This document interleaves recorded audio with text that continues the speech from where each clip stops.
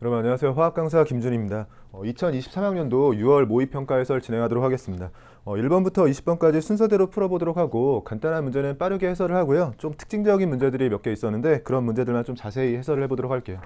1번 문제부터 보시면 화학의 유용성에 대한 자료라고 주어져 있고 그냥 바로 잘 푸셨죠? 기억번 탄소를 포함하고 있는 탄소화합물이 맞습니다. 기억번 맞는 보기가 되고 니은번 아세트산의 경우에는 물에 녹아 산성이죠. 여러 번 출제되었던 보기고 질소와 수소로 암모니아를 만들게 되고 질소 비료의 원료가 되는 게 맞고요. 식량 문제 해결에 기여한 거죠. 기억, 니은, 디귿 전체 맞는 보기가 됐어요. 답 5번으로 내주시면 되고 2번은 학생 A가 수행한 탐구활동이라고 되어 있고 18쪽 제외하고 2, 3주기에 속한 원자들이 같은 주기에서 원자 번호가 커질수록 어떻게 되는지를 조사한 거고요. 근데 아래쪽엔 전기음성도를 조사해서 우리가 알고 있는 결과죠. 같은 주기에서 원자 번호가 커질수록 전기음성도가 커지는 모습을 보여주고 있고 결론으로 가설이 옳다라고 되어 있습니다. 기억번 전기음성도가 커진다가 기억으로 적절한 게 맞고요.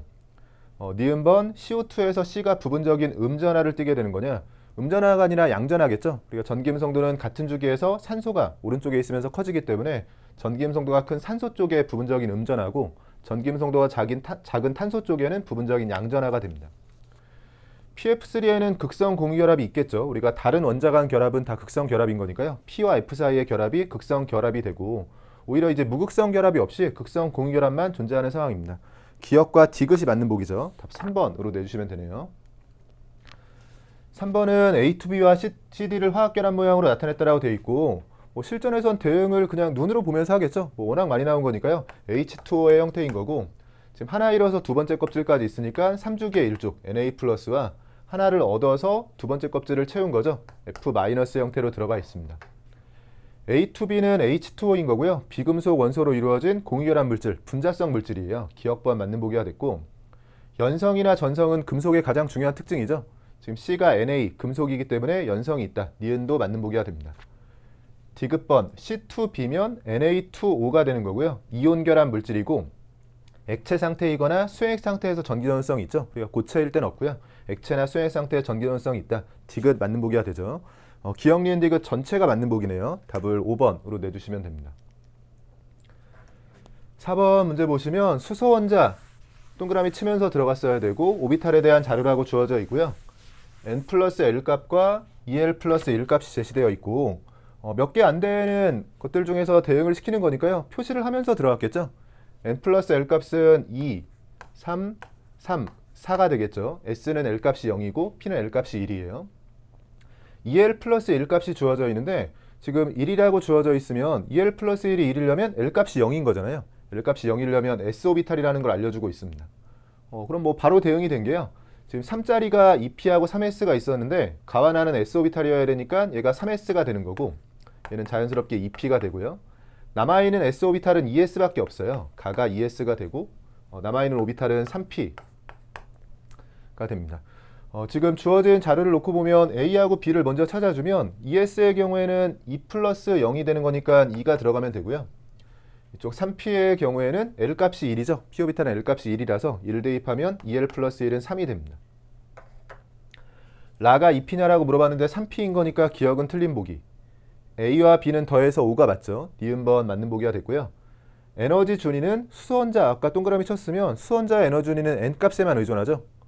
지금 나와 다를 비교하라고 했는데 N값이 큰 나에서가 크다. 디귿은 부등호가 맞게 잘 들어갔습니다. 니은과 디귿이 맞는 보기예요. 답 4번입니다. 5번 문제 보시면 2주기 원소, 2주기에 동그라미 치면서 들어가고 두 번째 줄에 옥텟 규칙 만족, 동그라미 치겠죠. 2주기의 옥텟 규칙 만족 조건이 들어가면 CnOF 중에서 골라주면 되고요.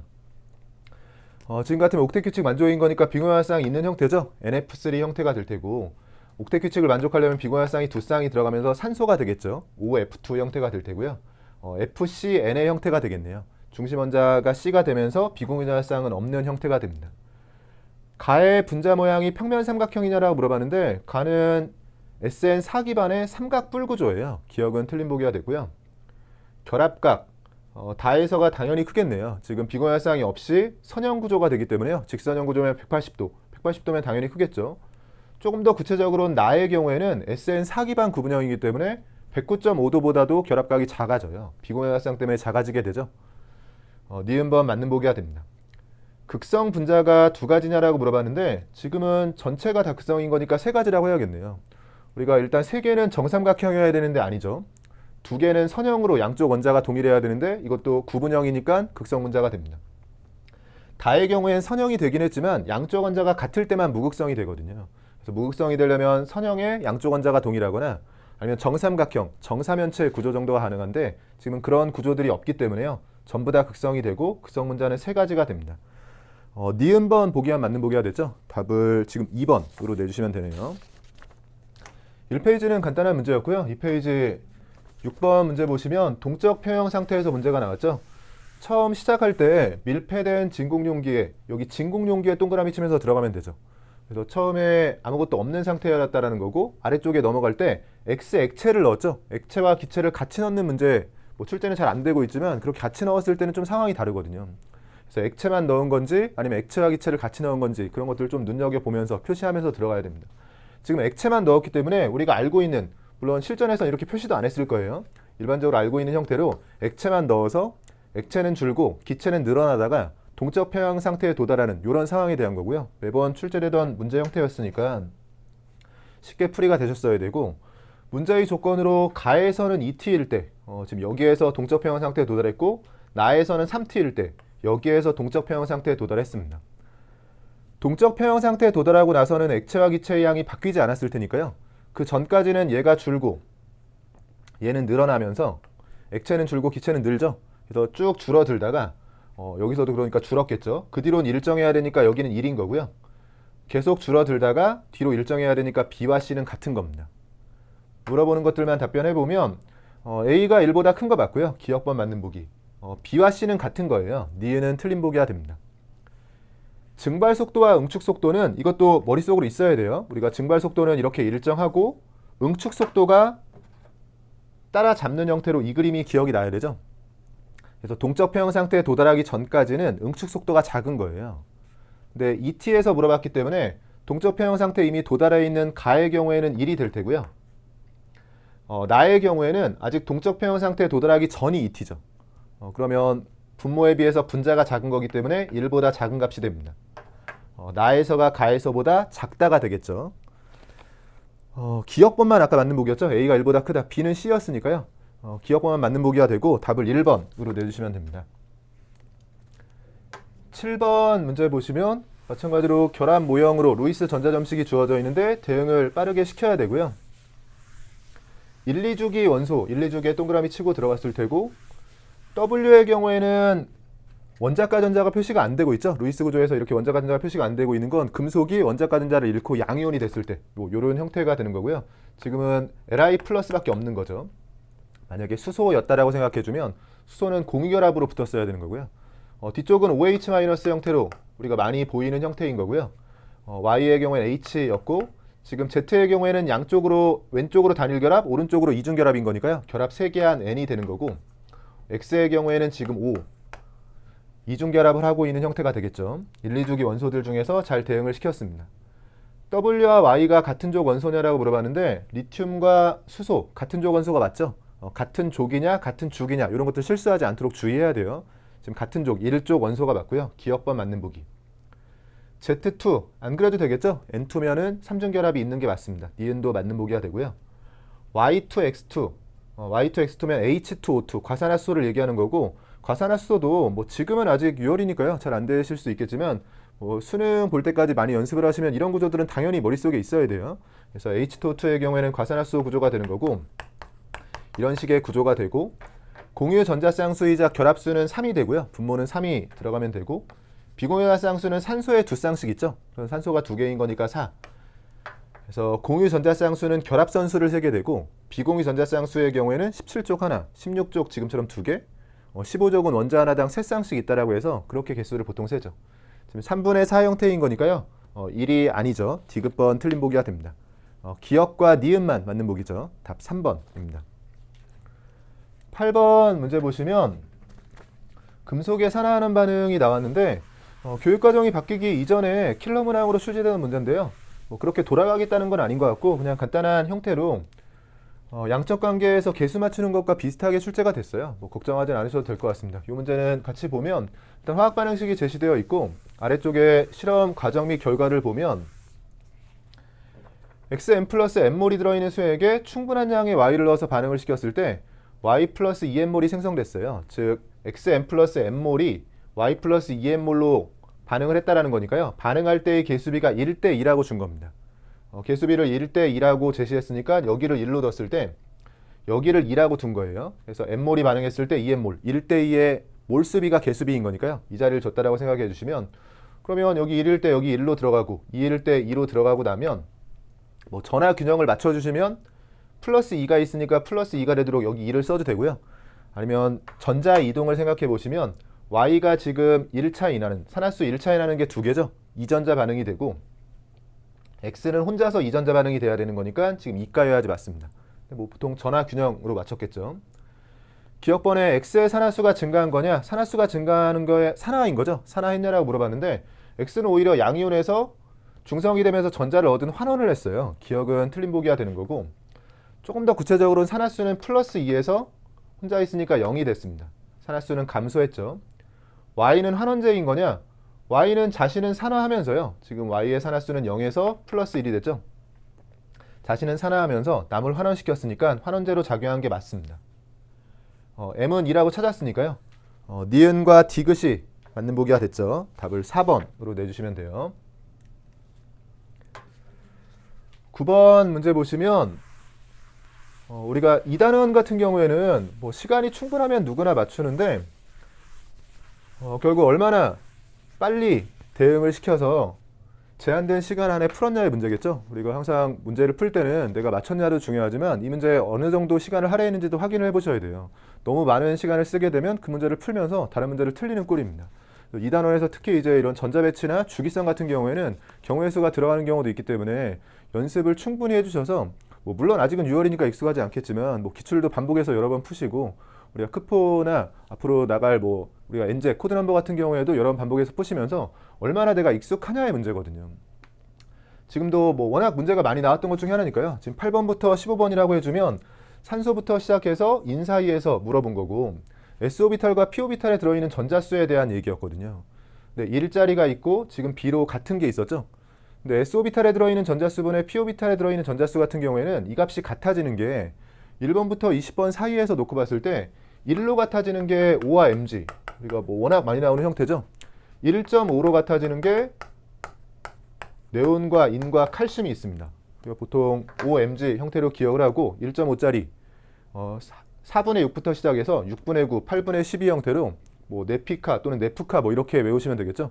그래서 OMG하고 네프카 형태로 쓰는 얘네들 정도를 제외하고는 1번부터 20번 사이에 같은 게 없어요. 그래서 기출문제 한두 번만 풀어보셨으면 익숙하실 테고 뭐 기출문제를 한 3, 4번, 4, 5번 풀어보셨으면 이제 지겹다 싶으실 거예요. 얘네들 좀 그만 내라 하실 텐데 이게 얘네들을 제외하고는 나머지가 겹치는 숫자가 없거든요. S오비탈 전자분의 P오비탈 전자라고 했을 때 2개 이상이 겹치는 형태가 1로 이 둘이 겹치는 거랑 1번부터 20번 사이에서는 이렇게 셋이 1.5로 겹치는 것밖에 없기 때문에 문제를 계속 거기서 내고 있는 것 같고 그래서 뭐 지금 대응을 시킨다라고 했을 때는 1이라고 했을 때 이게 1로 같아질 수는 없는 형태거든요. 그럼 이렇게 B로 같다라고 했을 때 어느 정도 배경식이 있고 좀 문제풀이 경험이 있으면 이게 1.5겠구나라고 생각해서 네온 지금은 2, 3주기라고 했으니까 어차피 8번부터 15번 O와 P 사이에서 고른다라고 했을 때는 칼슘은 안 되는 형태였거든요.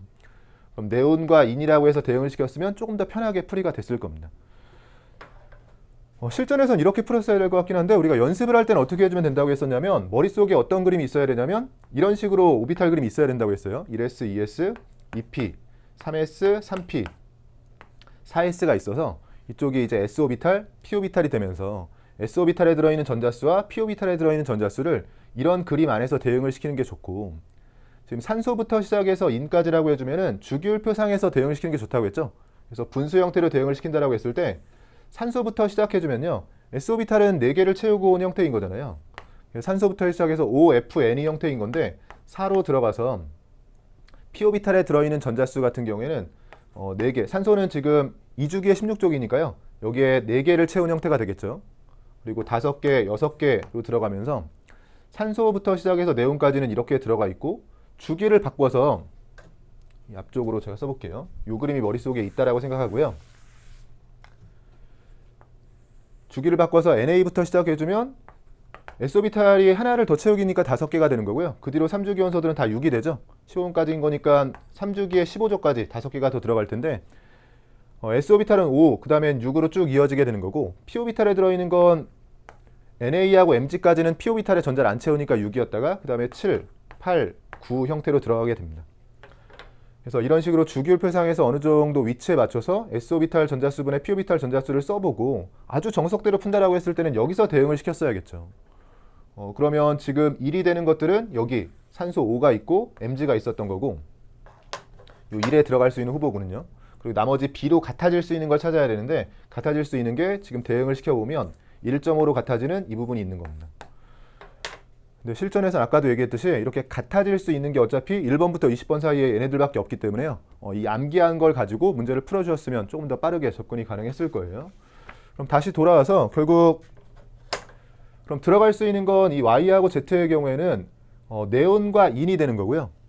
네온의 경우에는 46, 인의 경우에는 69인 건데 지금 AA로 같은 거죠. 46과 69 중에서 같은 숫자는 6, 6인 거니까요. 이 A가 6인 거고, 1이 되는 건 5하고 MG였는데 5의 경우엔 4, 4로 같은 건데 지금 6, 6으로 같아야 되는 거니까요. X가 MG인 거네요. 이 자리가 마그네슘인 거고, 이 자리 대응을 시킨다라고 했을 때는 S오비탈의 6개, 이게 1.5가 되고요. S오비탈의 6개가 되면서 1.5가 되는 건 9가 들어가면서 이 자리엔 인이 되는 거고, P오비탈의 6개가 있는 건 지금 네온이죠. S오비탈엔 4개가 들어가면서 네온이 돼서 X의 경우엔 마그네슘, Y는 네온, Z는 P 형태로 대응을 시킬 수가 있습니다. 물어보는 것들 답변해보면 기억번에 B가 2분의 3, 1.5가 되는 게 맞고요. 기억번 맞는 보기가 됐고, Y와 Z가 같은 주기 원소냐라고 물어봤는데 Y와 Z는 2주기, 3주기인 거니까 같은 주기가 아니죠. D에는 틀린 보기.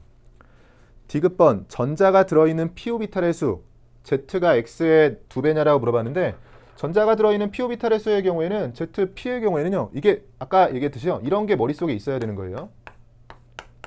이런 상태인 거고요. P는 여기를 채우고 여기를 3개를 채우면서 들어있는 수가 P의 경우엔 6개인 거고, X의 경우엔 마그네슘인 건데 여기까지만 채운다라고 했을 때는 여기는 3이 되죠. 전자가 들어있는 오비탈의 수는 보통 암기를 하고요. P오비탈, S오비탈도 지금은 잘 안 되실 텐데 수능에 가까워지면서 어느 정도 계속 반복하시다 보면 암기가 될 거예요. 그래서 2단원 문제 같은 경우에는 어느 정도는 기출문제를 거의 암기가 될 정도로 풀이하시면서, 그러니까 내가 얼마나 익숙한가가 관건이거든요. 전자 배치는 충분히 익숙해질 때까지 한번 연습을 해보시고, 특히 S오비탈에 들어있는 전자수, P오비탈에 들어있는 전자수, 또는 전자가 들어있는 S오비탈의 수, 전자가 들어있는 P오비탈의 수, 이런 것들을 빨리 대응을 시킬 수 있도록 좀 연습을 꾸준히 해주시는 게 좋을 것 같습니다. 기억과 디귿이 지금 맞는 보기죠. 답을 3번으로 내주시면 돼요. 10번 문항 보시면 2, 3주기 원자 X부터 Z에 Zn 이온화 에너지, 순차 이온화 에너지 개념이 나온 거고, 원자과 전자수가 각각 3 이하라고 되어 있어요. 그럼 1족, 2족, 13족 중에서 골라보라는 거고, 순차 이온화 에너지가 주어져 있을 땐 급격한 증가하는 곳을 보면 우리가 원자과 전자수를 알 수 있는 거죠. 이렇게 1차부터 명확히 다 주어져 있을 때는요, 1차의 몇 배다 정도로 보는 게 좋아요. 지금은 뭐 2배였다가 갑자기 1차 기준으로 11배 이렇게 커지는 거니까 여기서 급격한 증가를 한 거죠. 2개를 떼고 급격한 증가를 했다는 건 원자과 전자가 2개, 2족이었다는 얘기고요. Y의 경우에 0.8 기준으로 뭐 3배, 4배 정도인데 여기는 갑자기 30배, 0.8 기준으로요. 1차 기준으로 따져주면 금방 눈에 보입니다.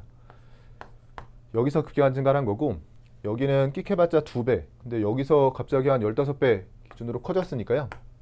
여기서 급격한 증가를 한 거죠.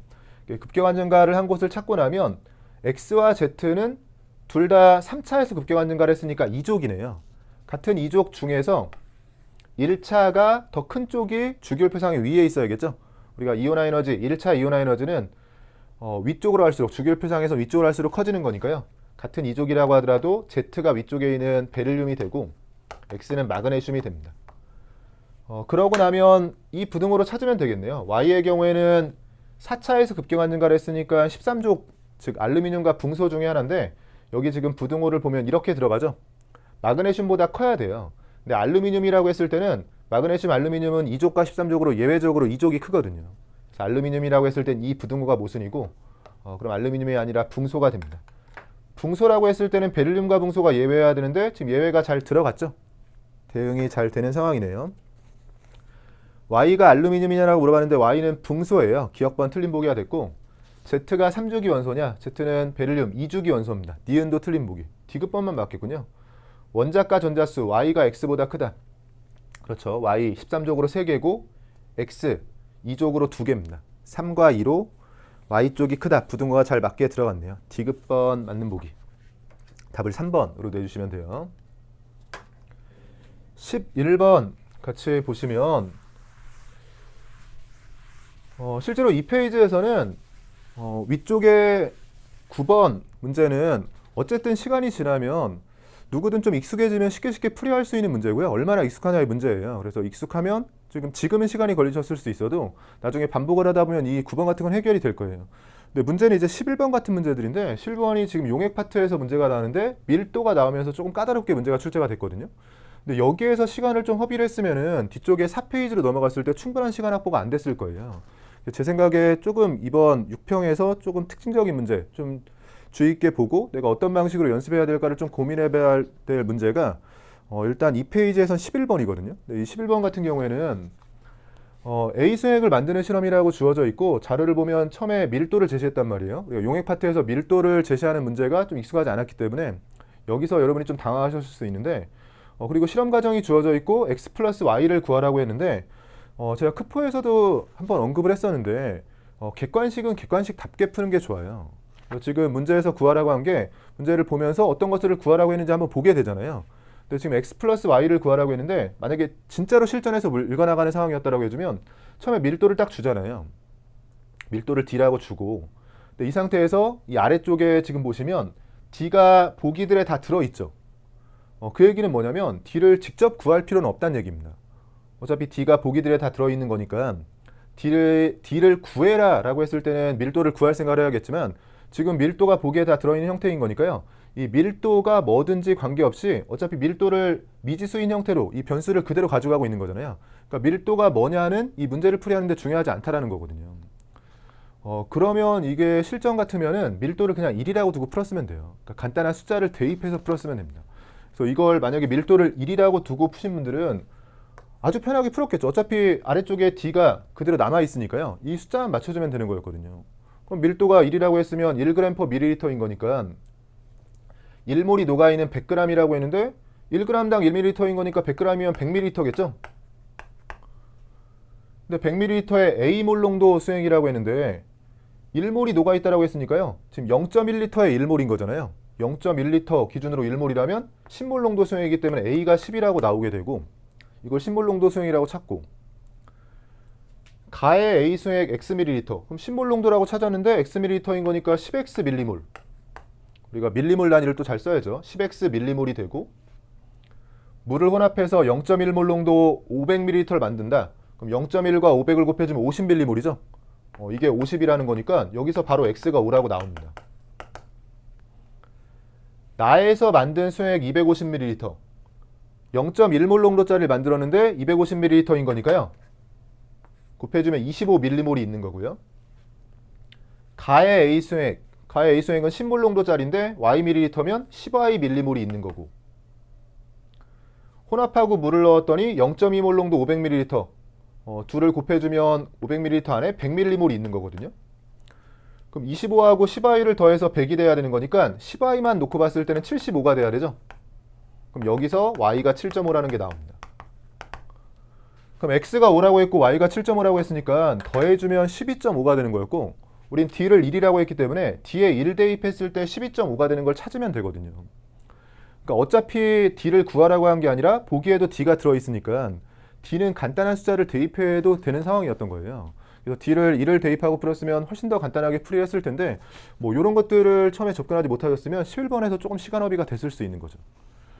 우리는 연습을 하는 거니까요. 지금 이렇게 풀었으면 좋았겠다라고 생각을 하고 있긴 하지만 이 D를 가지고 가면서 정확하게도 한번 풀어보도록 할게요. 이런 식으로 한번 더 풀어보시고 지금 또 정확히 한번 접근을 해보면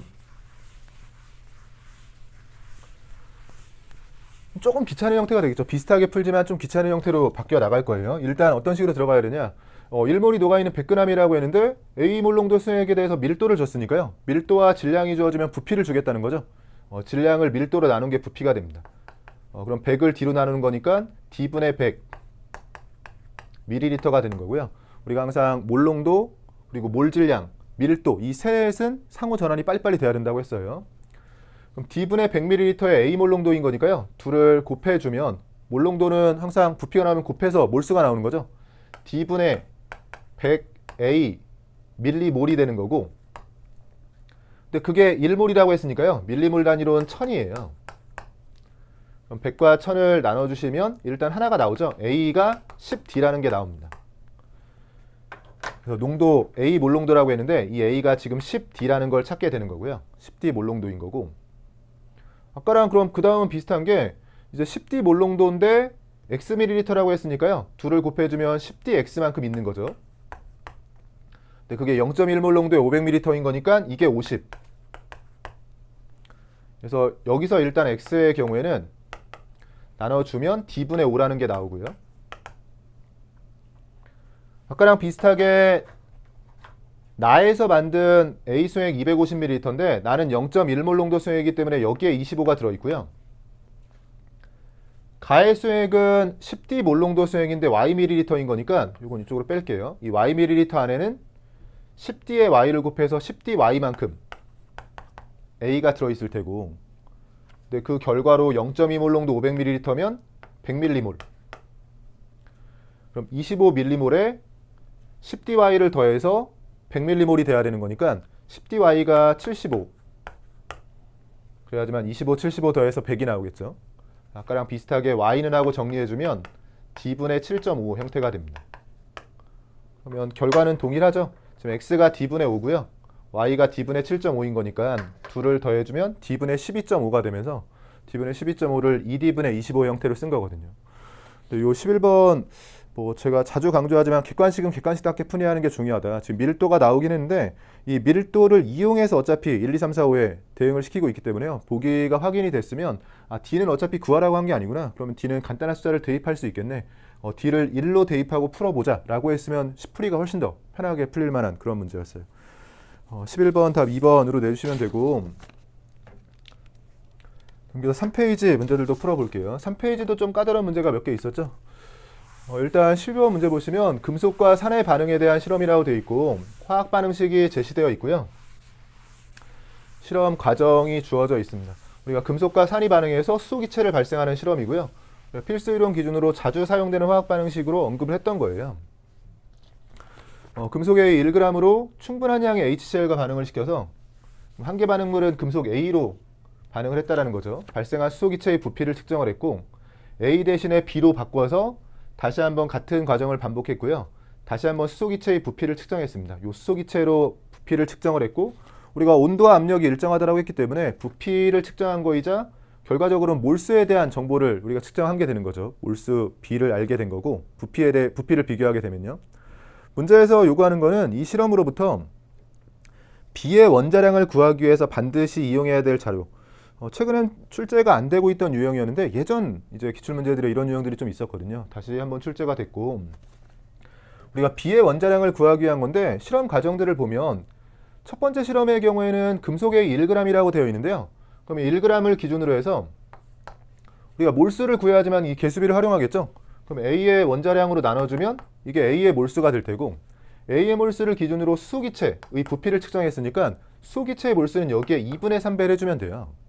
그럼 이게 생성되는 수소기체의 몰수인 거고요. A의 몰수로부터 시작해서 개수비가 2대 3인 거니까 수소기체의 몰수로 바꿔줄 수가 있고 두 번째 실험에서는 B로 실험을 했는데 같은 방식으로 B 1g으로 실험했다면 B의 원자량으로 나눠주면 되겠죠. 그럼 B의 몰수가 나오는 거고 여기에 수소기체의 몰수는 개수비가 1대 1이기 때문에 이게 수소기체의 몰수가 됩니다. 근데 문제에서 부피를 비교한다라고 했으니까 이게 수소기체의 몰수비인 건데 부피 B만 알고 있으면 얘네들이 몇 대 몇인지를 알게 되는 거거든요. 그럼 문제에서는 B의 원자량을 구한다라고 했는데 그럼 B의 원자량을 구하기 위해서 지금 이게 수소기체의 몰수비인데 부피를 비교해서 부피비는 측정을 해낸 거니까 이 비율을 알고 있다라고 생각했을 때는 그럼 B의 원자량을 구하기 위해서 필요한 건 A의 원자량밖에 안 남죠. 그래서 이런 문제들은 뭐 보기를 보면서 대응을 시키는 게 아니라요. 내가 직접 이제 주관식으로 나와도 문제를 풀 수 있도록 해줘야 되거든요. 지금 부피비, 즉 몰수비만 알아낸 상황이라고 해주면 이 비율을 알고 있는 거기 때문에 B의 원자량 값을 구하기 위해서 필요한 미지수는 A의 원자량밖에 없습니다. 그래서 기억번 A의 원자량이 필요하다. 답을 1번으로 내주시면 돼요. 13번 문제 보시면 이 문제가 이제 3페이지에서는 핵심이 되는 문제예요. 산화하는 반응에서 문제가 출제가 되는데 산화하는 반응 같은 경우에는 제가 수업을 하면서 크포에서 상당히 좀 까다로웠죠. 화투 문제도 가져오고 제가 MDPT에 있던 문제까지 가져오면서 산화하는을 상당히 까다롭게 여러분하고 연습을 했는데 그때 이제 여러분이 불만이 있으신 분들도 있었어요. 이 산화하는 반응이 기출은 이제 그렇게 어렵게 출제가 안 되고 있는데 너무 까다롭게 출제하는 게 아니냐. 특히 이런 식으로 지금 산화수를 가지고 풀이가 안 되는 문제들도 있었거든요. 산화수를 가지고 풀이가 안 되고 우리가 지금 이 문제도 산소 원자수로 시작을 하면 좀 편한 거였는데 우리가 크포 문제 같은 것들 보시면 피트 기출에서 가져왔던 문제하고 거의 동일한 문제입니다. 산화수로 접근하기는 어렵고 주어진 자료를 활용해서 원자의 종류와 개수 또는 전하균형 이런 것들을 맞춰가는 문제인데 이런 방식으로 산화원어는 앞으로도 조금 더 어렵게 출제될 가능성이 있어요. 그래서 우리가 크포에서도 좀 어렵게 연습을 했고 혹시 시그니처는 뭐 진도를 나가셨는지 모르겠는데 6평 대비로 시그니처가 나갔는데 시그니처 4회에 나왔던 산화원어 문제도요 14번인가 그랬던 것 같은데 비슷한 형태의 문제예요. 아마 풀어보신 분은 이 두 번째 자료가 거의 동일하게 주어졌거든요. 그래서 뭐 그런 식으로 연습할 때 이거 너무 좀 동떨어진 문제가 아니냐 이렇게 생각하실 수도 있지만 이런 방식으로 조금 까다롭게 문제가 나올 수도 있습니다. 산화원어는 앞으로도 좀 연습을 많이 해줘야 되고 지금은 아마도 이게 킬러 문항들 제외하고는 19번, 20번 제외하고는 정답률이 제일 낮을 거로 예상되는 문제예요. 이 문제 한번 풀어보도록 할게요. 일단 화학 반응식이 주어져 있고요. 산화하는 반응이라고 했는데 우리가 산화하는 반응은 3개를 맞춰야 되죠. 원자의 종류와 개수, 그리고 전자의 이동, 전하 균형. 이 셋 중에서 눈에 보이는 조금 더 편한 걸로 시작을 하는 거거든요. 물론 보통은 산화수를 이용해서 전자 이동을 맞추는 게 기본이지만 지금처럼 그렇지 않은 경우도 있습니다. 특히나 지금은 자료를 주면서 시작한 게 NO4-1몰이 반응할 때 생성된 H2O의 양이 2N몰이라고 했으니까 반응할 때의 몰수비를 준 거죠. 그래서 일단 H2O의 개수를 주고 시작한 거예요. 지금 1일 때 2N인 건데 2로 바뀌면 여기는 4N이 나올 테니까 D 자리를 4N으로 두고 일단 시작을 해주라는 거고 보통이라면 산화수를 쓰겠지만 여기에 지금 N값이 들어가면서요. 산화수를 매기기 어려워진 상황이죠. 그렇다고 전하균형을 가지고 풀려고 해도 여기에 지금 마이너스 2로 이쪽 전하균형은 맞지만 여기가 플러스 B가 되는 거고 여기 플러스 2N 형태로 미지수가 2개인 거니까요. 그렇게 시작하기보다는 원자의 종류와 개수를 맞추는 게 조금 더 나아 보이고 원자의 종류와 개수를 맞춘다라고 했을 때는 일단 여기서 맞추고 시작할 수 있었던 게 탄소가 지금 여기서 A가 붙으면서 2A계가 되는데 여기에 탄소도 그럼 2A계가 돼야 되니까 여기에 2A가 붙어야 되고요. 그러고 나서는 요 N값을 찾기 위해서 산소에 대해서 맞춰보면 지금 수소를 맞추려면 B도 생기고 A도 생기니까요. 근데 산소의 경우에는 여기에 숫자로 8이 들어가고 그 다음에 4A예요. 좌변에 8 플러스 4A가 되는 거고 우변의 산소의 경우가 4A 플러스 4N입니다. 그래서 4A가 없어지면서 여기서 N이 먼저 나와버리죠. N값이 2라는 게 나오고요. N은 2라는 걸 대입하고 나면 이제 문제가 풀려 있는 거나 마찬가지인 게 여기를 2로 풀고 나면 N값이 2인 거니까 여기는 8로 다시 바뀌게 되고요. 지저분하니까 지우고 써볼까요? 이 자리가 8이 되는 거고 그러면 뭐 지금 같으면 전하균형이 조금 더 편하겠네요. 이제 이 자리가 명확해졌으니까요. 플러스 4라고 했을 때 여기가 마이너스 2죠. 그러면 생성물 쪽이 플러스 4인데 반응물 쪽도 플러스 4가 되려면 마이너스 2가 있으니까 플러스 6이 필요합니다. 그럼 B에 6이 들어가야 되고요. 그러면 수소를 맞춰주면 되겠죠. 수소가 생성물 쪽에 16개. 16개가 되려면 6개가 있기 때문에 10개가 나와야 돼요. 10개가 나오려면 여기에 5가 붙으면 됩니다. 그럼 문제에서 A와 B의 합을 물어봤으니까 A가 5, B가 6이기 때문에 11로 답을 내주면 되거든요. 지금 보시면 알겠지만 뭐 산화수를 적지 않고도 풀이가 가능한 상황이죠. 그래서 항상 산화수를 매기고 뭐 순서를 딱 무조건만 지켜서 그렇게 푸시는 분들은 좀 당황했을 문제고 좀 유연하게 풀이하면서 조금 이런저런 문제들을 풀어나가면서요. 꼭 산화수로 접근하지 않더라도 원자의 종류와 개수, 전하균형을 활용하면서 풀이하는 것들이 좀 익숙하신 분들은 조금 더 편하게 접근했을 거예요. 그래서 2페이지에서 3페이지로 넘어왔을 때 3페이지에서 13번에서 아마 막히신 분들이 많을 것 같은데 산화언어는 지금 요 6평에서 알려주듯이 지금까지 나왔던 문제에 비해서 조금 더 난이도가 높게 출제할 수 있는 부분들이 있거든요. 그래서 우리가 크포에서 했던 것처럼 화투 문제 중에 좀 비슷한 문제라든지 MDP 문제들 중에서도 좀 비슷비슷한 문제들이 있어요. 제가 잘 선별해서 넣어놨으니까 크포에 있던 문제들 좀 한번 풀어보시고 우리가 시그니처에서도 뭐 이런 부분들 반영해서요. 산화하는 반응은 좀 나올 수 있는 문제들을 좀 다양하게 풀어보도록 하겠습니다. 13번 문제 답 1번으로 내주시면 되고 14번 같은 경우에는 주기성에서 나온 건데 얘도 시간을 얼마나 효율적으로 잘 써서 빠르게 대응을 시키고 넘어갔냐가 중요하겠죠. 시간만 충분하다면 다 풀 수 있을 텐데요. 그래서 2단원 문제가 생각보다 이렇게 시간을 좀 쓰게 하는, 시간을 버리게 하는 문제들이 좀 있어요. 근데 이거는 앞에서도 언급했듯이 뭐 다른 방식이 있는 게 아니라 기출문제를 많이 풀면서 내가 좀 빨리 익숙해져야 됩니다. 발학 상태의 원자 W부터 Z에 대한 자료라고 되어 있고 7번부터 13번이라고 되어 있으니까요. 7번에 질소부터 시작해서 알루미늄 사이에서 고르라는 거고 W부터 Z의 홀전자수가 주어져 있고 홀전자수와 원자가 전자수가 같다. 지금 질소부터 알루미늄이라고 했을 때는 표시를 하겠죠. 질소 홀전자수는 우리가 머릿속에 있어야 돼요.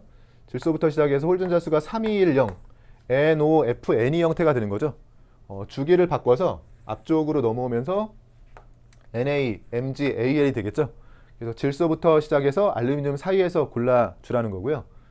홀전자수가 A로 같다라고 되어 있는데 그냥 같은 것들은 몇 개가 있으니까요. 지금 1도 있고 0도 있죠. 홀전자수와 원자가 전자수가 같다. 이 아래 조건까지 볼게요. 원자가 전자수의 경우에는 질소부터는 5, 6, 7, 18쪽은 다시 0이 되고요. 원자가 전자수는 여기는 1, 2, 3이 될 텐데 원자가 전자수와 홀전자수가 같은 조합은 여기에 있는 네온이거나 아니면 여기에 있는 나트륨 정도겠네요. 네온과 나트륨이 W에 들어갈 수 있는 후보군이 될 테고 W를 줬으니까 아래쪽에 W를 보게 되는데 이온화 에너지가 W가 지금 작아야 되죠. 이렇게 주기율표상에서 어느 정도 위치를 하면 조금 더 편하게 접근할 수 있는 게 우리가 이온화 에너지는 오른쪽 위로 갈수록 커지잖아요. 여기에 있는 애들 중에서도 제일 큰 게 지금 네온이에요. 지금 주어진 조건으로는 홀전자수와 원자가 전자수 같은 건 네온이냐 나트륨이냐의 문제인데 네온이라고 해주면 이온화 에너지가 1등이기 때문에 W가 X나 Y에 비해서 이온화 에너지가 작다라는 거의 바로 모순입니다. W가 나트륨이 되는 거고요.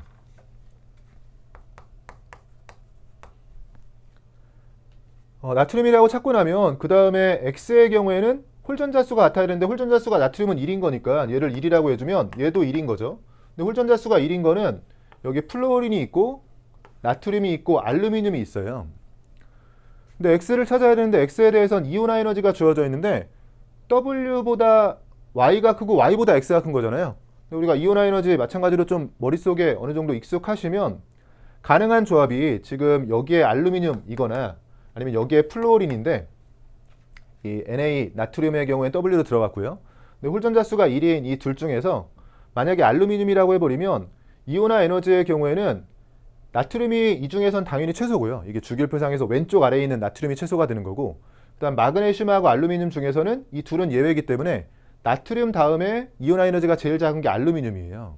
즉 X가 알루미늄이라고 해주면 W 다음에 바로 X가 있어야지 알루미늄보다 이온화 에너지가 작은 게 Y가 있다라는 거의 조건의 바로 모순입니다. 지금 나트륨, 얘가 나트륨인 건 찾았고 이게 알루미늄이라면 알루미늄은 나트륨 그 다음으로 이온화 에너지가 작은 애거든요. 그래서 알루미늄이 안 되고 X는 그럼 플루오린이 된다는 얘기고요. 그다음에 오른쪽 Y하고 Z를 찾아줘야 되는데 Y하고 Z는 여기서 나오면 안 되는 게요. 지금 여기를 계속 보고 있으면 안 되는 게 여기서 Y까지 나와버리면은 이 아래쪽에 조건이 필요가 없을 수도 있잖아요. 지금 대응을 시켜야 되는 상황에서 이 아래쪽 조건을 보면서 지금 주어진 게 더 있으니까요. 밑으로 내려가게 되고 지금 네온의 전자 배치를 갖는 이온의 반지름이 Y와 X. 근데 X를 우리가 지금 찾았죠. X를 F라고 찾았는데 F-보다도 이온 반지름이 더 커야 돼요. 얘네들은 전부 다 지금 네온의 전자 배치를 가질 텐데 이온 반지름이 커지려면 원자 번호가 더 작아야 되는 거죠. 우리가 등전자 이온은 핵전하가 작을수록 이온 반지름이 큰 거니까요.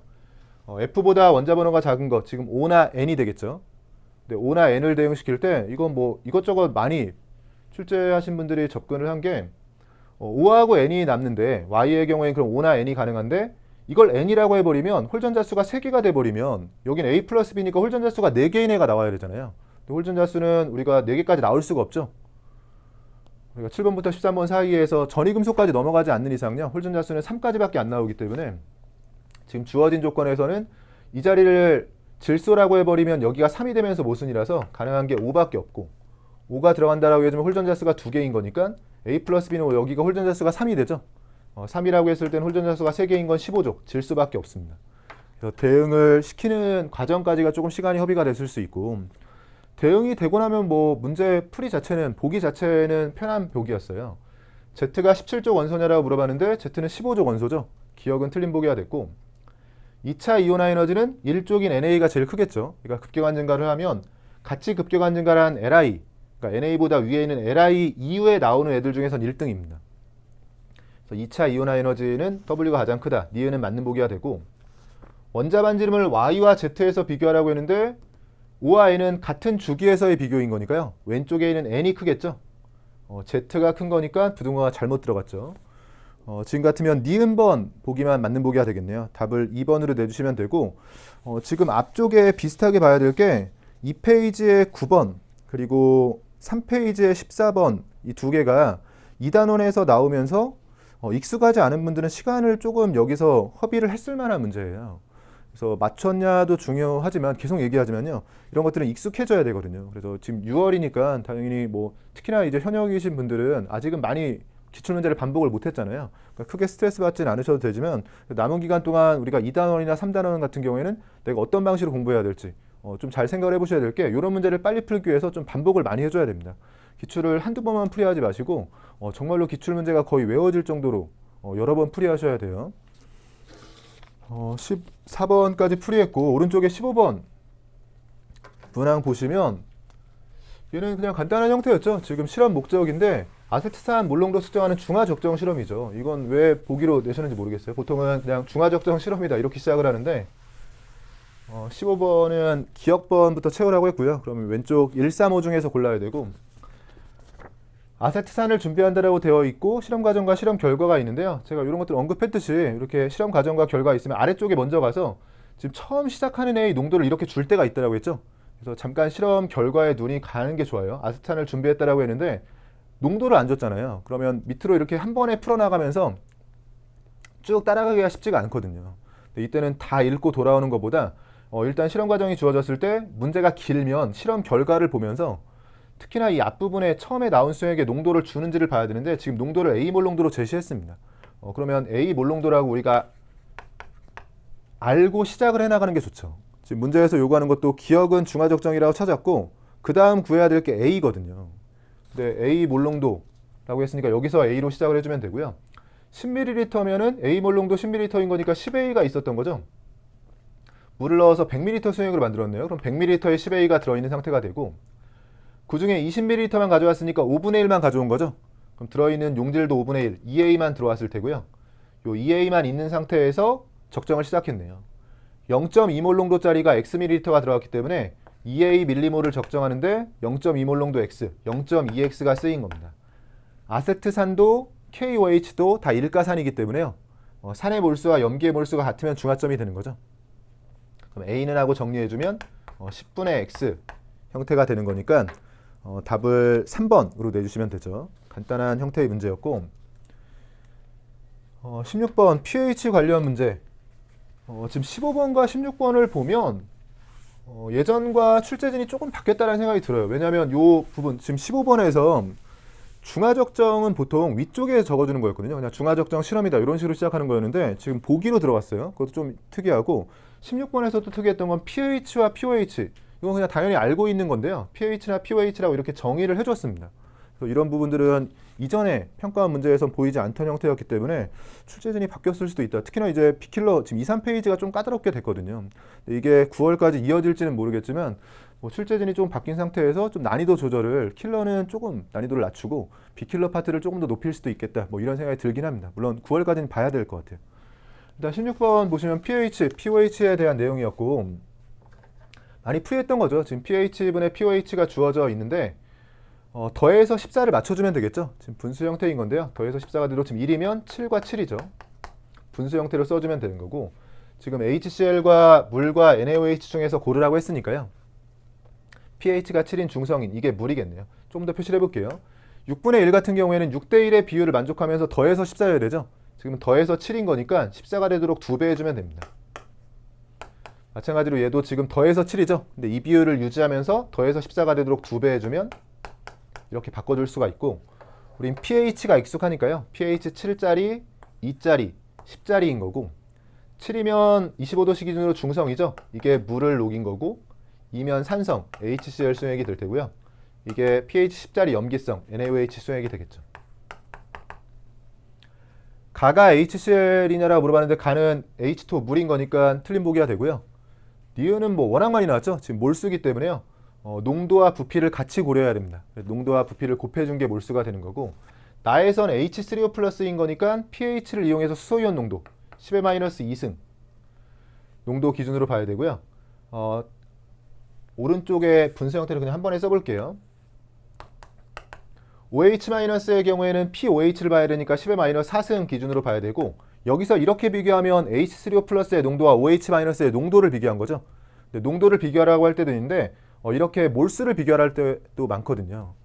기출에서 많이 풀이했던 거지만 그럼 부피를 비교해야 되는 거고요. 어차피 비율인 거니까 비율만 써주면 되겠죠. 200과 400이면 지금 1일 때 2의 형태이기 때문에 나눠주면 100이 되고 2로 나눈 형태니까 50이 되는 게 맞습니다. 전이었다면 뭐 이렇게 풀었을 테고 니은은 맞는 보기. 디귿번 가와 다를 모두 혼합한 수액에서 pH가 10보다 작은 거냐?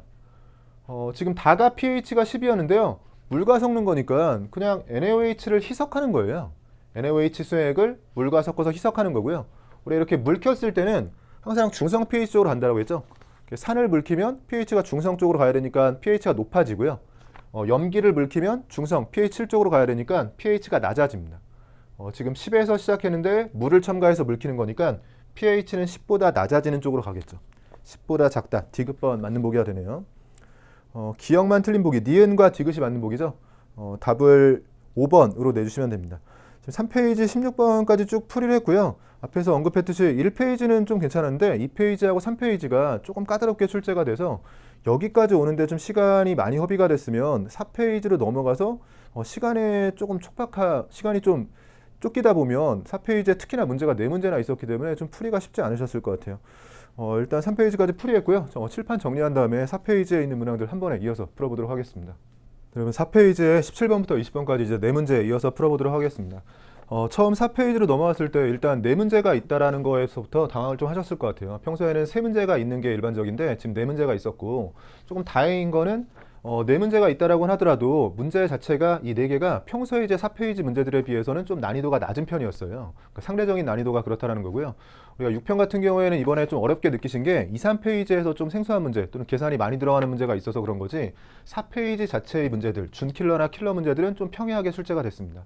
다만 이것도 제 생각엔 평이하다라고 생각하는데, 만약에 문제를 풀이하는 과정에서 제가 평소에 강조하듯이 최대한 미지수의 도입은 뒤로 미루고 숫자로 우리가 자료를 분석해 가면서 숫자로 넣을 수 있는 것들을 넣고 조금 편하게 계산을 해 나갔어야 되는데, 이제 모르는 게 나왔을 때 그냥 무지성으로 미지수를 써가면서 연립방정식으로 풀었다면 저는 쉽게 느꼈지만 뭐 여러분은 조금 복잡하게 느끼시거나 아니면 계산 과정이 좀 길다라고 느끼셨을 것 같아요.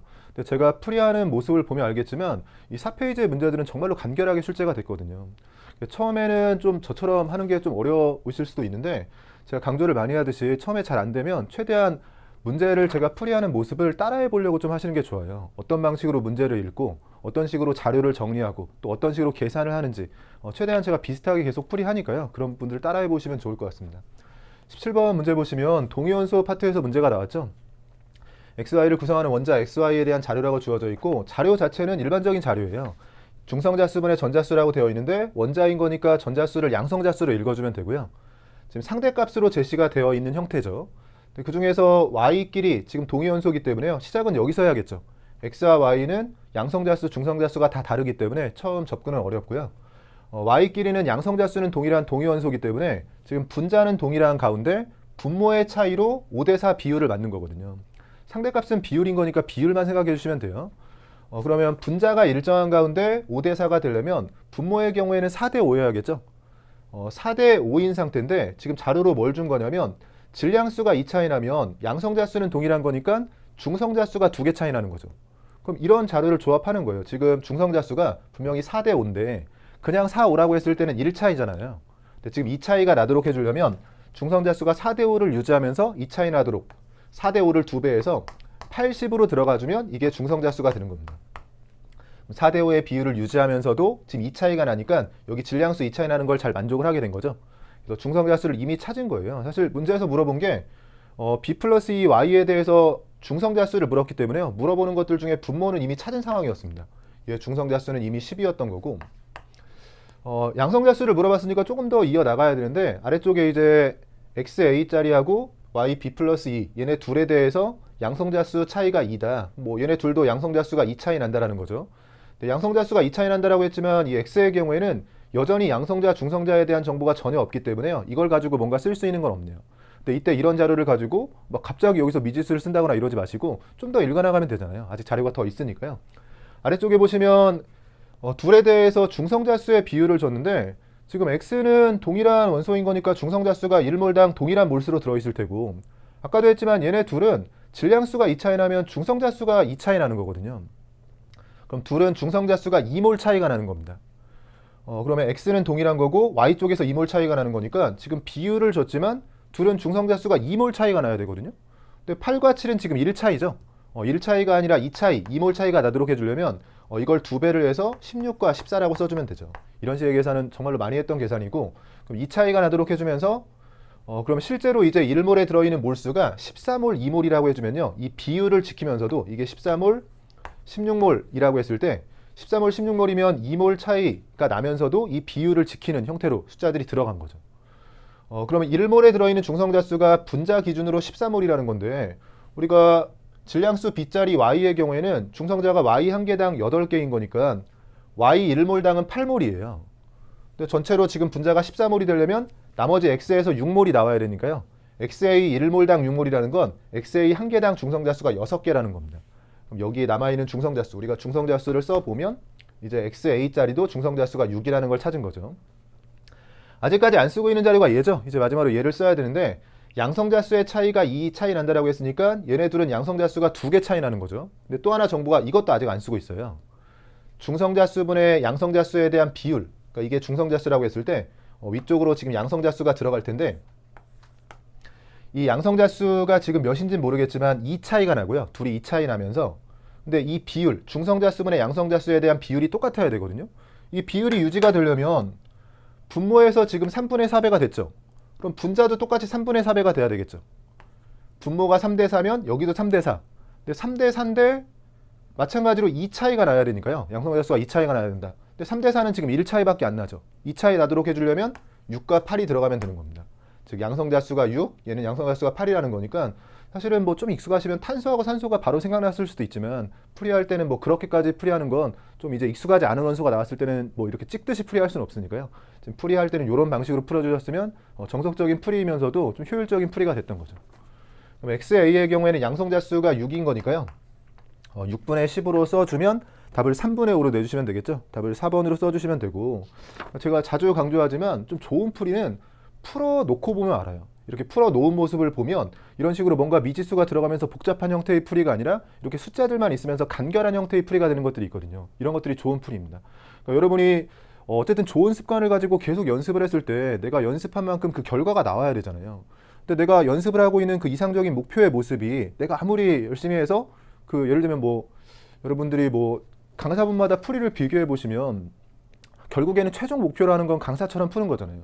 근데 그 강사가 풀이하는 모습을 봤을 때 그 강사가 풀이하는 모습이 결국 내가 이상적으로 가장 실력이 높아졌을 때의 모습이라고 생각해 보면 여러분이 어떤 방식으로 연습을 하는 게 좋을 건지를 좀 강사분들의 풀이를 비교해 보면서 확인을 해보시면 좀 좋을 것 같아요. 어차피 최종적으로 내가 도달해야 될 목표가 그거잖아요.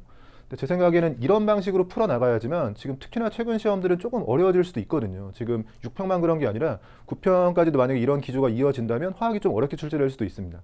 그럴 경우에는 풀이하는 것만 중요한 게 아니라 어떤 방식으로 풀이해서 얼마나 효율적으로 풀었냐가 중요하거든요. 그런 분들 같이 좀 생각을 해보시면 좋을 것 같아요.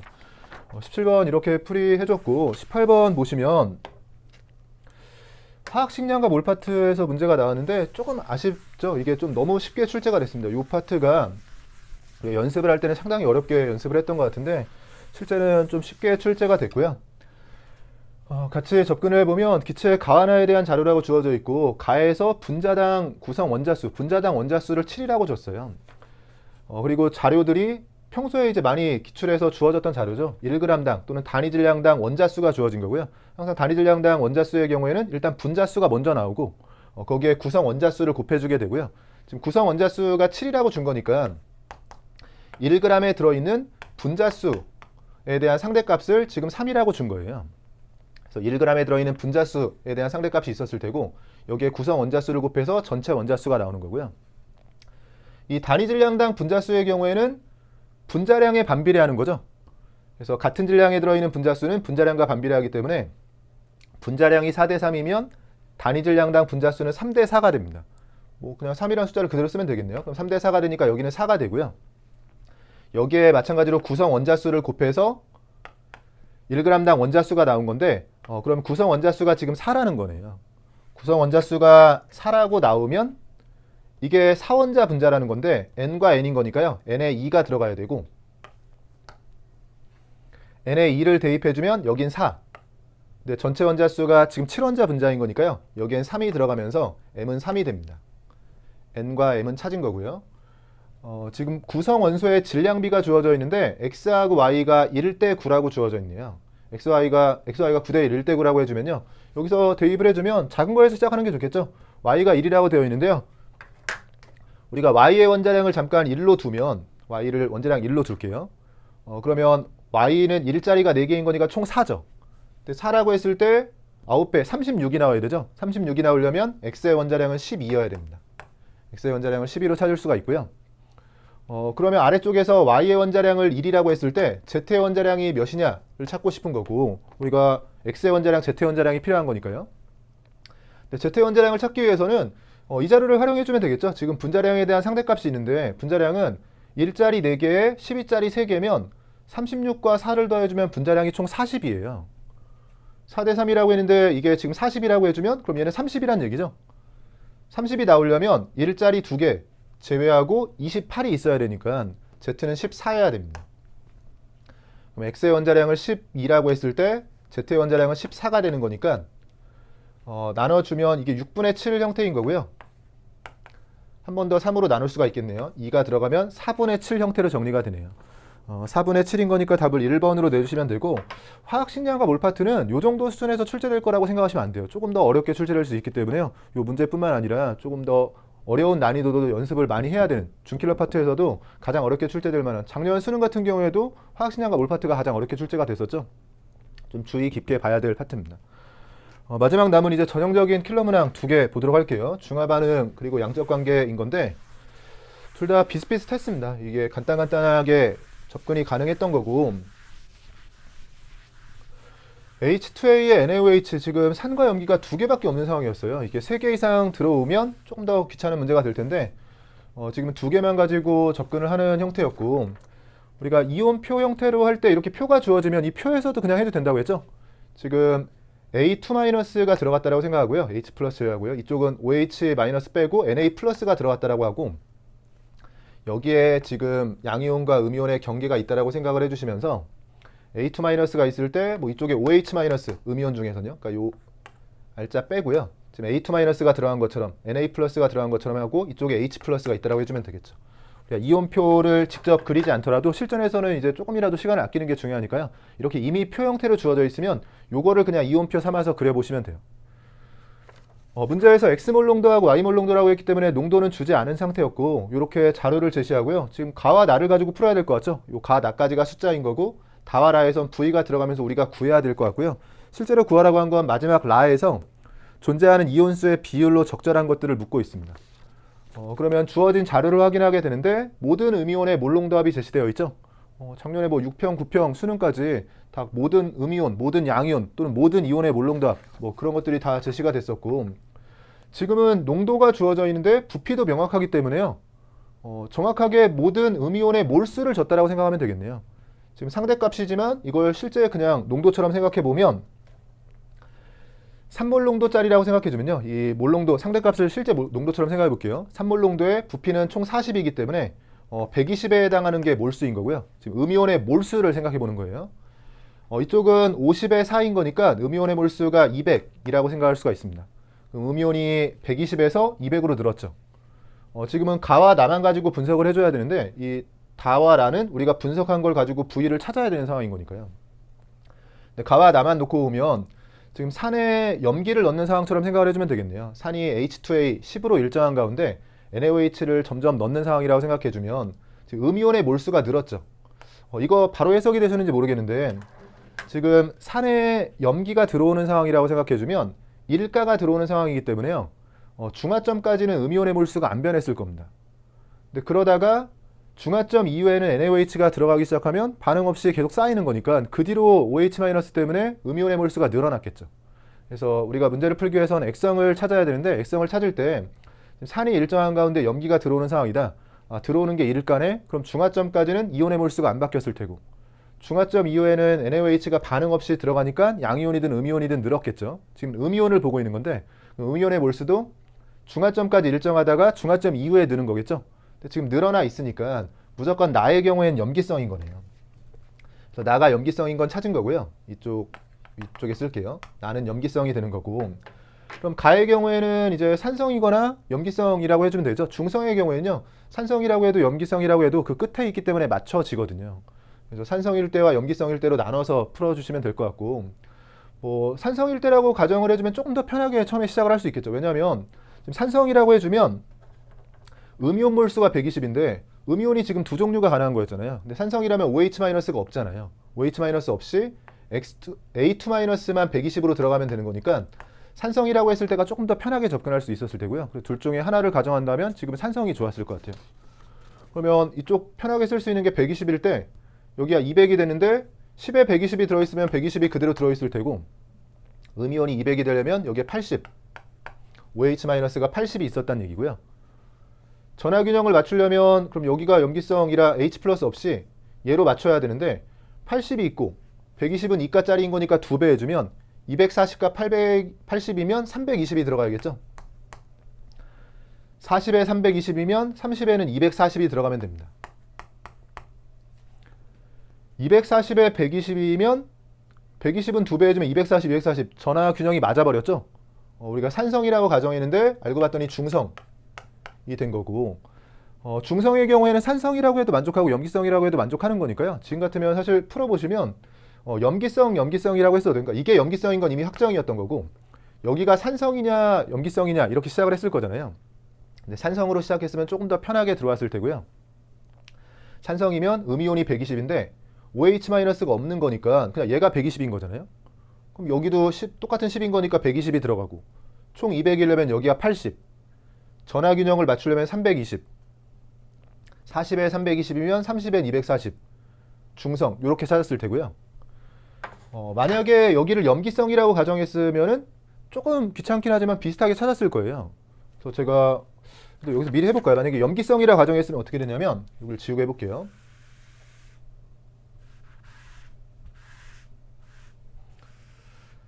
계속 강조하지만 좋은 풀이를 했을 때는 풀어놓은 걸 보면 안다고 했잖아요. 아까도 그러니까 산성이라고 가정했을 때도요. 이렇게 숫자들만 적혀있는 상황이 됐을 거예요.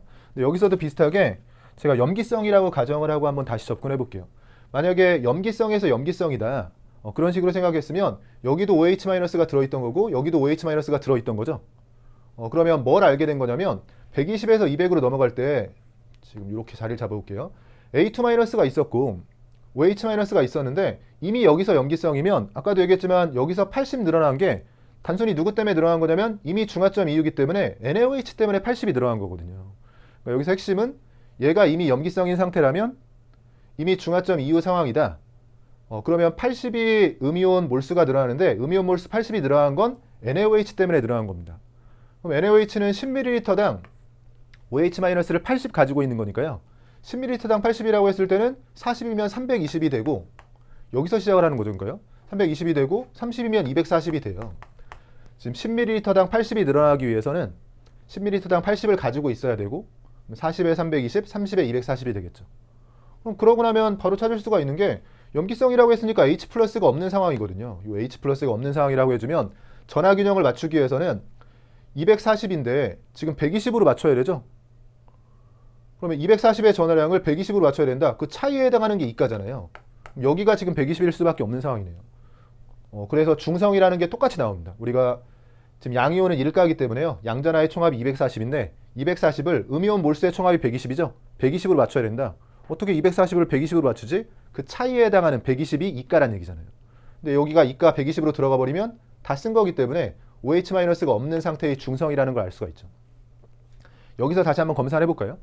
120을 그냥 가져와도 되지만 여기서 검사를 해보자면 320이 전하량이죠. 1가이기 때문에 그대로 써도 됩니다. 320의 전하량을 지금 음이온은 200만 가지고 맞춰야 되거든요. 320인데 200밖에 없죠. 120 차이가 나죠. 120이 이가라는 얘기입니다. 이런 계산도 익숙해야 돼요. 여기가 120, 나머지 80은 여기에 있으면 되겠죠. OH-가 80. 그래서 아까랑 동일한 결과를 이렇게 얻게 되는 거죠. 처음에 염기성이라고 가정을 했든 상성이라고 가정을 했든 동일한 방식으로 최종적으로는 이런 결과를 얻게 되고요. 중성, 염기성이 되고 이렇게 찾게 됐겠죠. 이제 이쪽으로 넘어와서 V를 찾아 나가야 되는데 음이온 몰농도합이 8이라고 되어 있죠. 일단 우리가 쓸 수 있는 것들을 더 써볼게요. 10에 120이었으면 여기는 240이 있을 테고요. 30에 240인 거니까 여기엔 240이 있었을 테고.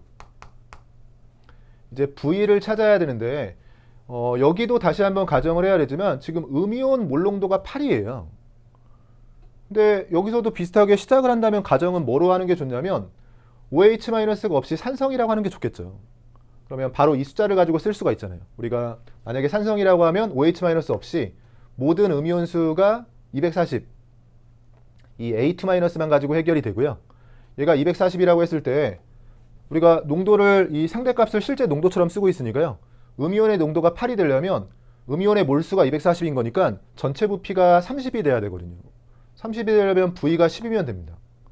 즉 여기를 산성이라고 가정을 해주면 이 자리가 10이 돼버리면 OH- 없이 음이온 몰수 240에 전체 30분의 240 형태인 거니까 8을 쉽게 맞출 수가 있는 거고요. 검산 차원에서 정말로 산성이 되는지를 확인해 보면 지금 30에 240이라면 10에는 80이에요. 그럼 당연히 H+는 지금 480인데 OH-는 80밖에 없으니까 산성이 맞죠. 주원 조건을 잘 만족하고 있는 거고, 그럼 V가 10이었으니까 이 V는 20이 되고 20엔 똑같이 240이 들어가 있을 테고요. 전하균형을 맞추려면 2-가 240, 그러면 1가 240으로는 안 되죠. 1가가 240 더 필요한 거니까 H+가 240이 있어야 됩니다. 여기까지도 산성이 되고 모든 이온의 몰수 비가 1대1대1이죠. 그래서 그림에서 찾을 때는 1대1대1을 가지고 있는 지금 같으면 5번을 답으로 내줘야겠죠. 그래서 여기를 산성이라고, 그러니까 아까 다시 돌아와 보면 이 자리가 이제 V를 아직 모르는 상황에서요. 이 자리를 가정을 할 때 산성이라고 가정을 했으면 OH- 없이 A2-만 가지고 240 음이온 몰수가 나오기 때문에요. 산성이라고 했을 때는 8이 나오기 위해서 여기를 10이라고 바로 쓸 수 있거든요. 조금 더 좋은 풀이가 됐을 테고요.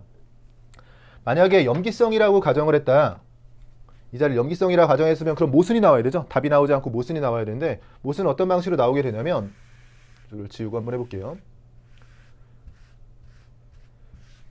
그럼 염기성에서는 NaOH가 과량인 거고 H2A가 들어오는 형태가 되죠. 그럼 우리가 이가 염기가 들어오기 때문에 음이온의 몰수는 이가가 들어온 만큼 줄어들게 돼요. 지금은 40에 320, 30에 280, 240 다 지금 농도가 8짜리이기 때문에요. 40당 320이 하면 지금 8배죠. 그럼 V라고 했으면은 여긴 8V가 들어있는 겁니다. 그러면 음이온의 몰수의 총합은 원래 NaOH가 가지고 있던 음이온의 몰수는 8V인데 이가가 240 들어오는 거니까 이가가 들어온 만큼 빼주면 되겠죠. 이게 NaOH가 과량일 때 산이 들어왔을 때, 그러니까 염기성이라고 해주면 얘가 과량이잖아요. 근데 지금 이가가 들어오기 때문에 이가가 들어왔을 때는 이가가 들어온 만큼 빼줘야지만 몰수가 나오죠. 그래서 음이온의 몰수의 총합은 8V에서 240을 빼줘야 되고 이걸 전체 부피 20 플러스 V로 나눠주면 이 값이 8이 나와야 되거든요. 그럼 8V 마이너스 240이 8V 플러스 160이라는 건데 바로 모순이라는 거 알 수가 있죠. 8V에서 240 빼준 거와 8V에서 160 더해준 게 어떻게 같겠어요. 그래서 여기서 모순이 나오는 걸 바로 확인할 수가 있습니다. 염기성이라고 해주면 모순이 되고요. 이쪽을 산성이라고 했을 때만 제대로 풀이가 되는 상황인데 다시 돌아와서 실제로 이런 상황에서는 가정을 하더라도요. 당연히 산성으로 시작하는 게 좋죠. 산성으로 해야지만 빠르게 우리가 점검이 가능하잖아요. 결국 귀류법으로 풀이한다라는 거는 내가 모순이 되는지 안 되는지를 빠르게 판단할 수 있어야 되잖아요. 근데 우리가 음이온 농도를 가지고 판단할 건데 산성이라고 해야지만 OH- 없이 음이온의 몰수를 240으로 판단하고 파리 되기 위해서 V를 10 이렇게 바로 집어넣을 거잖아요. V에 10 집어넣으면서 맞는지 확인하는 거는 숫자로 빠르게 확인이 가능한 거기 때문에 여기에 10을 집어넣어서 여기에 80이 들어가는 걸 보고 아, 산성이 맞네 하고 넘어갔으면 조금 더 쉬운 풀이가 됐을 겁니다. 그러면 아까 했던 것처럼 여기에 240 넣고 전화균형을 위해서 240이 들어가면 1대 1대 1로 풀이가 되는 거였죠. 그래서 얘도 지금 잘 풀이가 되어 있는 모습이었으면 이 정도 풀이 과정이 있었어야 돼요. 여러 가지가 필기가 되어 있으면 안 되고 이 정도 필기가 되어 있는 상태에서 문제가 풀이가 됐어야지만 조금 더 좋은 효율적인 풀이가 됐을 겁니다. 이 문제는 조금 더 연습을 하기 위해서요. 우리가 이제 귀류법을 사용하지 않고도 한번 점검을 한번 해보도록 할게요. 다시 이쪽으로 돌아와서 이거 이제 지우고요.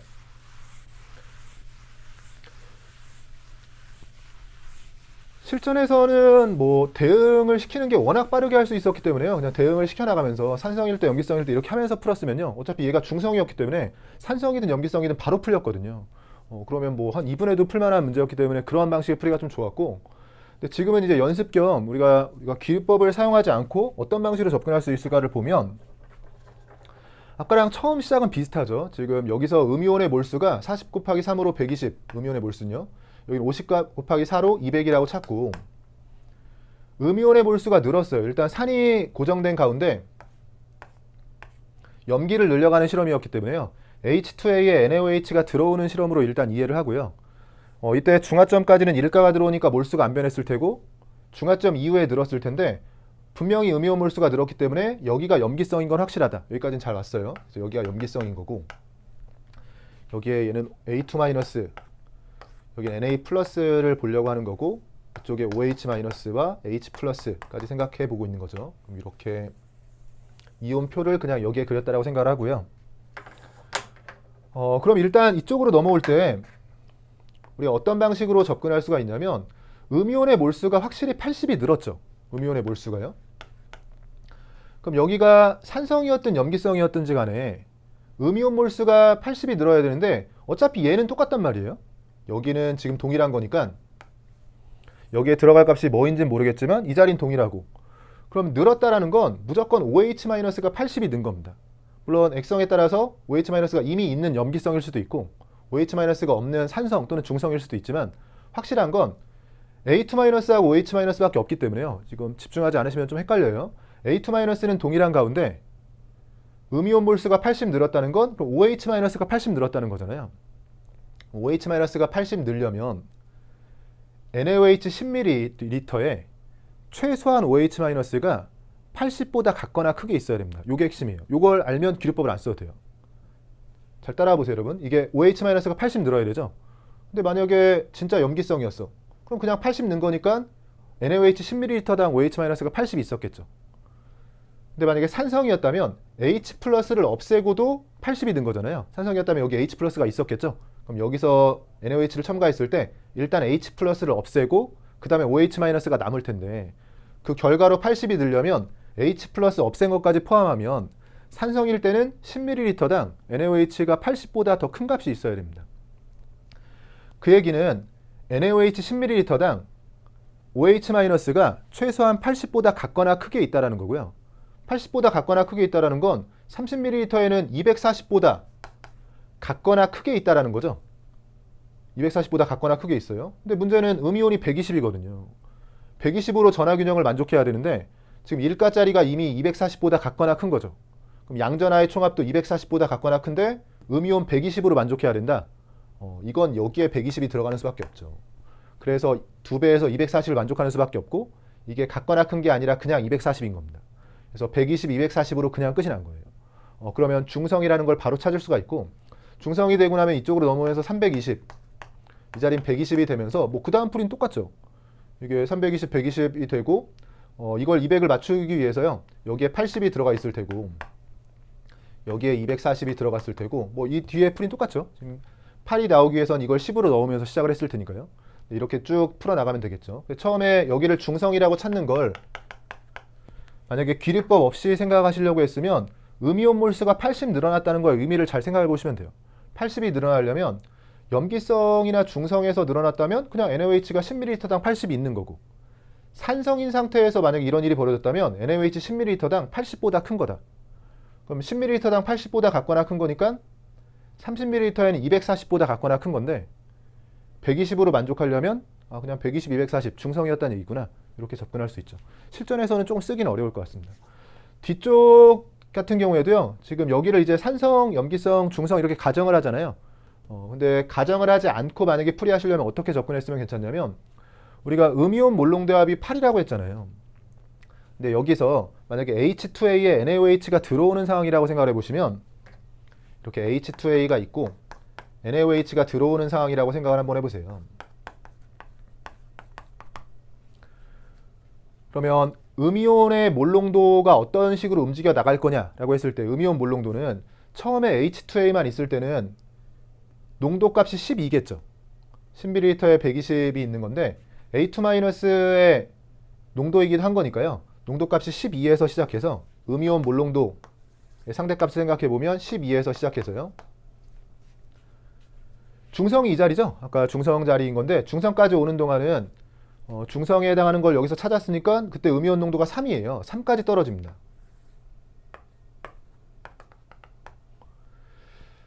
그래서 중하점까지 오는 동안 3까지 떨어졌고요. 그래서 모든 음이온의 몰롱도 합이 줄어든 거죠. 그래서 중하점까지 오는 동안 음이온의 몰수는 안 바뀌겠지만 부피가 늘어나면서 농도가 줄어들고, 그게 어디까지 줄 거냐? 3까지 줄어들겠죠. 3까지 줄어든 이후에 그 다음에 NaOH가 들어가는데, 그 다음에는 그냥 NaOH가 혼합이 되는 거고요. 반응을 안 하는 거기 때문에요. 우리가 뭐라고 했냐면, 중하점 이후에는 그냥 얘가 섞이면서 얘를 쫓아가는 거거든요. 얘를 점근선으로 쫓아가게 되는데, NaOH에서 음이온 농도는 지금 NaOH의 농도가 40분의 328이기 때문에요. 음이온 농도에 대한 점근선 값도 8이에요. 이걸 8이라고 했을 때 여기를 향해서 이렇게 가는 겁니다. 8을 향해서. 근데 지금 8이라고 했기 때문에요. 이 8이 될 수 있는 건 이 뒤쪽이 아니라 이 앞쪽이에요. 그러니까 중하점 이전입니다. H2A에 NaOH가 들어오는 상황이라고 생각해주면, 이 8의 경우에는 이 점근선을 향해서 가는 게 8이기 때문에요. 염기성 쪽에선 8이 나올 수가 없고 산성 쪽에서 8이 나오는 거거든요. 그래서 이 자리가 산성이라는 걸 이렇게 찾을 수도 있는 거죠. 실전에선 이런 게 생각이 바로 난다면 이렇게 풀어도 되겠지만, 그렇게 바로 나지 않는다면요, 이렇게 경우의 수가 둘밖에 없는 기류법은 대입을 하는 게 오히려 좋은 풀이에요. 바로 대입을 해서 모순이 있나 없냐를 확인하는 게 좋은 풀입니다. 그래서 연습을 하시도록 제가 설명을 한 거지, 일단 처음 실전에서 풀이하는 상황이 있을 때는 처음에 그러니까 나가 염기성이라고 찾는 건 기류법 없이 찾으셔야 되고요. 가가 산성이냐 염기성이냐는 웬만하면 산성으로 대입해서 먼저 대입을 하는 게 좋았고, 마찬가지로 다의 경우에도 산성 염기성에 대해서는 산성으로 대입해가면서 풀이하는 게 좋았다. 그래서 지금 우리가 둘밖에 없기 때문에, 경우의 수가 둘밖에 없기 때문에 확인이 빠른 쪽으로 대입을 해가면서 풀이하는 게 좋은 방식이었고요. 끝나고 나서 연습해 볼 만한 건 둘 다 기류법 없이도 풀이가 가능했거든요. 기류법 없이 풀이하려면 이런 방식으로 접근하셨으면 풀이가 가능했습니다. 그래서 19번 이렇게 풀어줬고, 이제 마지막 문제죠. 20번 양적관계 킬러 문항인데, 양적관계는 워낙에 이제 기출문제가 많이 쌓여 있죠. 이전 교육과정 기출문제도 다 언제든 출제를 할 수 있는 거기 때문에요. 기출문제를 반복해서 풀이하신 분들은 그냥 자료 자체가 일반적으로 주어지던 자료였어요. 그래서 편하게 또 접근할 수 있는 문제였고, 같이 한번 풀이를 해볼게요. 처음에 자료 정리할 때 습관이 좀 중요하다고 했죠. A와 B가 반응해서 C를 생성하는 반응이다. 개수는 하나만 주어졌을 때는 의미가 없는 거지만, 하나 이상 주어지면, 즉 2개 이상 주어지는 거죠. 2개 이상 주어지는 건 의미가 있는 겁니다. 그래서 지금 B와 C에 대해서 1대1하는 조건을 써야 되죠. 항상 개수 A는 미지수는 절대로 방정식으로 활용하시면 안 돼요. 이 A는 저절로 찾아지도록 남겨두셔야 되고요. 반응 전 전체 기체의 질량, 전체 기체의 밀도, 질량 보존이 생각나는 자료고, 반응 후에 A의 질량이 둘 다 남았네요. 여기서 문제 상파하기 너무 쉬워졌죠. 반응 후에 둘 다 A가 남았기 때문에 둘 다 B가 한 개 반응물이라는 얘기입니다. A가 둘 다 남았고요. 상대값으로 제시를 했고, 어떤 자료가 주어졌나 봤더니 전체 기체의 부피가 주어졌는데, 전체 기체의 부피이자 몰수에 대한 비율이겠죠. 전체 기체의 밀도가 다시 주어졌네요. 그럼 여기서 시작을 하면 되겠군요. 우리가 전체 기체의 밀도가 주어지면 혹시 이제 고체나 액체가 끼어 있을 땐 주의해야 되겠지만, 전부 다 기체 상황이기 때문에요. 그러면 밀도는 부피분의 질량인데, 반응 전후의 질량은 질량 보존으로 동일하겠죠. 그럼 밀도는 진짜로 주려고 하는 건 밀도에 대한 자료가 아니라 밀도는 부피분의 질량인데 이런 건 머릿속으로 하셔야 돼요. 부피분의 질량인 건데 지금 질량이 안 변하는 상황이기 때문에요. 밀도는 부피와 반비례하는 거죠. 실제로 주고 싶은 건 부피, 즉 몰수에 대한 자료예요. 밀도가 5대 7이라면 반응 전후의 몰수비, 부피비는 7대 5입니다. 7대 5인데 이미 5라고 했기 때문에 그냥 7이라고 쓰면 되겠죠. 그래서 7대 지금 5의 상황인 거고요. 이쪽 아래쪽은 9대 11이죠. 밀도가요. 그러면 부피비자 몰수비는 11대 9. 11대 9로 시작하는 건데 11대 9인데 여길 9라고 직접 줬네요. 그러면 원래라면 얘네 둘 사이의 비율만 7대 5, 얘네 둘 사이의 비율만 11대 9고 위아래는 없는 거였는데요. 여기를 5, 9라고 같이 주는 바람에 그냥 이 빨간색으로 쓴 거를 1번 실험과 2번 실험에 공통으로 적용되는 스케일로 그냥 몰수라고 하면 되겠네요. 그래서 7에서 5가 된 거고 11에서 9가 된 겁니다. 그럼 우리가 전체 몰수의 변화량이 주어진 건데 여기서도 2가 줄었고 여기서도 2가 줄었죠. 그럼 여기서 이제 바로 생각이 났어야 되죠. 우리가 항상 반응한 반응물의 양, 생성된 생성물의 양, 그리고 전체 몰수 변화량 이 세 개가 같이 다닌다고 했죠. 지금 전체 몰수 변화량이 같으면은 반응한 반응물의 양, 생성된 생성물의 양도 같은 겁니다. 그러니까 같은 만큼 반응한 거예요. 만약에 전체 몰수 변화량이 2배였다? 그러면 반응한 반응물의 양도 2배, 생성되는 생성물의 양도 2배. 그래서 뭐 항상 같이 강조를 많이 했던 거고. 그래서 여기서 지금 이 감소할 때 여기도 이 감소했기 때문에 1번, 2번 실험은 같은 양만큼 반응하고 같은 양만큼 생성이 된 거예요. 동일한 양만큼 반응했는데 주어진 자료를 보면 A가 둘 다 남았기 때문에 둘 다 비관계 반응물이었던 거죠. 그러니까 B는 동일한 양 반응했던 거고요. 원래 있던 양을 기준으로 동일한 양 반응한 거고 A만 남은 건데 A가 1과 5로 남은 거잖아요. 그래서 여기서 이제 해석을 어떻게 했냐의 문제인데 여기까지는 아마 비슷하게 해석을 하셨을 테고 그 다음에 해석이 중요했는데 그러면 B의 양은 어차피 한계 반응물로 반응할 건데 반응한 양이 똑같으니까 처음 있던 B의 양은 똑같겠죠. 그러면 이 차이는 B의 양은 똑같은 거니까요. 반응 전 몰수에서 지금 4 차이 나는데 이 4 차이 나는 게 A의 양이 4 차이가 나는 거죠. 그래서 반응 전에 1번 실험과 2번 실험에서 A가 몰수로 4만큼 차이가 나는 거고요. 이 빨간색을 지금 몰수처럼 써볼게요. 그럼 1번 실험보다 2번 실험에서 A가 4만큼 많았잖아요. 근데 A도 똑같은 양 반응했겠죠. 근데 똑같이 반응하고 남았는데 질량으로 1과 5가 남았죠. 근데 여기서도 4 차이가 나는데 우리가 몰수로 4만큼 차이가 난다는 걸 알았는데 1번 실험보다 2번 실험에서 A를 4만큼 더 집어넣었어. 근데 어차피 A가 남을 거니까요. 남는 것도 몰수로는 4만큼 더 남았겠죠. 근데 4만큼 더 남는 게 지금 질량으로도 4만큼 더 남는 상황이 된 거죠. 즉 이 질량과 여기에 쓴 몰수가 상대값으로 썼는데 둘을 그냥 동일한 숫자 스케일로 또 쓸 수가 있는 겁니다. 그러니까 이걸 질량으로 1, 5라고 쓰지 않고요. 이 빨간 숫자 기준으로도 몰수 기준으로도 1, 5라고 쓸 수 있는 거예요. 이런 생각을 잘 할 수 있냐의 문제거든요. 다시 한번 돌아볼게요, 여러분.